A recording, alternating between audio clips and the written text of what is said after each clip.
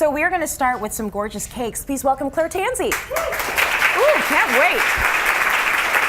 Now I'm looking at the magazine and looking at these cakes and ogling at these cakes. And everyone looks at the cakes and they think to themselves, this is so difficult. Oh, I know. I mean, making the cake is one thing, but icing it so that it looks like that looks like... Right? Yeah, no, only from a shop. I could never do that on my own. Absolutely. Now, if I can do it, you can do it. I am not good at cake decorating. You're not good at it. I'm terrible at it. You promise? I get icing up to here. Yeah. I usually eat about half of the icing. Me too. Feel sick. Yeah. And then it's a mess, and I say, well, it tastes good. There you go. Yeah, and then I get mad and stomp away. But you were able to make these gorgeous cakes. So Able you to make must these. have some tips and tricks. I have the tips, and I have a kind of 4 different levels of difficulty, let's call it. Okay, let's start it easy, please. Okay, well, all Can the we start cakes it themselves are easy, like actually baking the cake, and so that's why we're not baking the cake. You know how to mix butter and sugar and eggs and put it in the oven.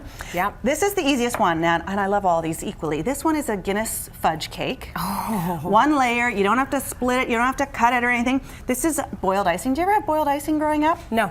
Very retro, so it's just sugar syrup, egg whites, mixer.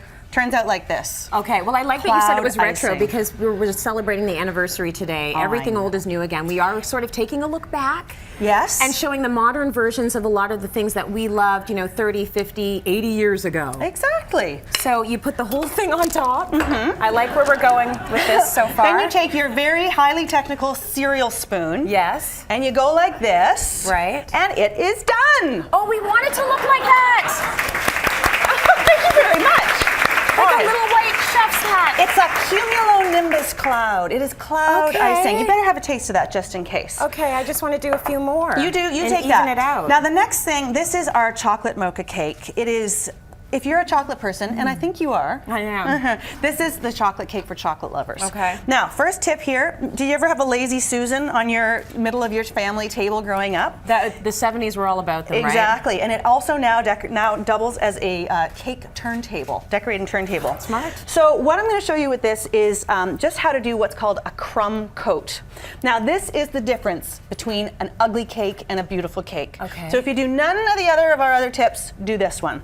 So a crumb coat is about taking a little tiny bit of icing. See, I'm saving all that for later. Right. And then just doing a really thin layer to keep all of the crumbs attached to the cake. Okay. Then I get that. It sort of looks like this. You chill it, and then you put on the beautiful icing on top. You see? So that way... It's like your first layer. Exactly. Your first very thin layer. Very just thin so that layer. You've got it all compact. And when you're using this Lazy Susan, it's so easy to just, woo!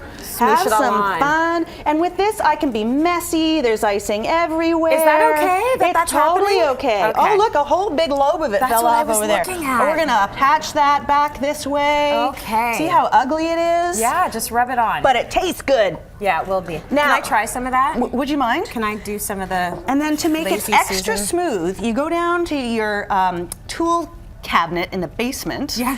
Give it a good wash, okay? Because you Please don't know wash where it. this puppy has been. Or maybe even buy yourself a new one at the hardware store. All right. And then, that is beautiful. Thank you. Once we get the next layer of icing on, look, you hold that up against the side and you turn your Lazy Susan. That's what makes it perfect. And you get this absolutely perfectly smooth edge. Very nice. Now, it'll be, we'll do all the steps when we officially do it, That's right? fine. Okay, so there you go. Oh, you see? Icing everywhere already. What can you do? You got to eat it. Okay, now this is my absolute favorite. So this is our rose I love cake. the color of that. That is beautiful. That's just food coloring. And now this is where people start to think this is incredibly hard. Piping. Piping bag costs about $1. Disposable piping bag. Yep. Piping tip costs about $1. You can make your own with a Ziploc bag can. too, but you should have that little tip so That's that you can going to be make a our little little bit more beautiful exact. roses. Right. Great. So we've got our icing. This is a cherry cake with a marzipan icing. Nice. And we've decided, we've actually figured out from polling in the office that some people like marzipan and some people don't. It's true. Are you in or are you out? I'm in. Great! I'm in. Fantastic. I'm also in. I will take this challenge. I actually was commit. dreaming about this cake last night. I know. Were you? Yes, I was. Okay, so you see with this beautiful pink cake, we've already done that crumb coat. Yep. Now it doesn't look too bad. I think it looks beautiful as Yes, is. it does. Now what we want now is to gorgeousify it. Okay, so I can't wait to see how you're going to make this flower. Well, you're going to make the flowers like the flowers. And then you're going to make one. Okay. Okay, so when you're using a piping bag, you always twist from the top. Yeah.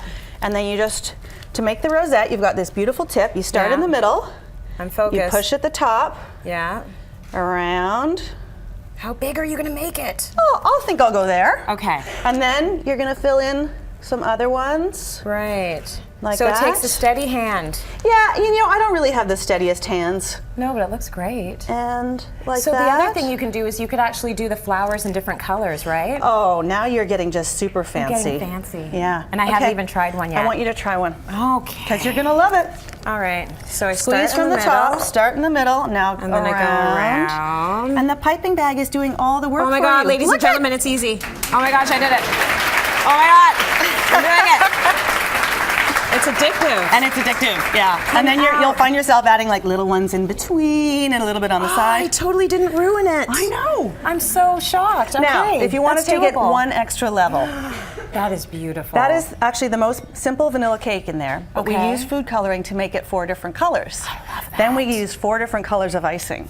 So when you cut into the cake, you get layers of color, and you also get it on the outside. So did you put it on layer by layer by layer? That's how you did it? Yeah. And then you put the little silver balls dragees on on top. Beautiful. I know. Okay, all this cake, I feel parched. Yes. We need a drink. Now, I was going to say, if cake is out of your league in terms of it's just too complicated and you don't want to go there, Yeah. Claire's version of an easy celebration is to just open a bottle of sparkling wine, love right? that way of And so celebrating. we made it a little bit more exciting.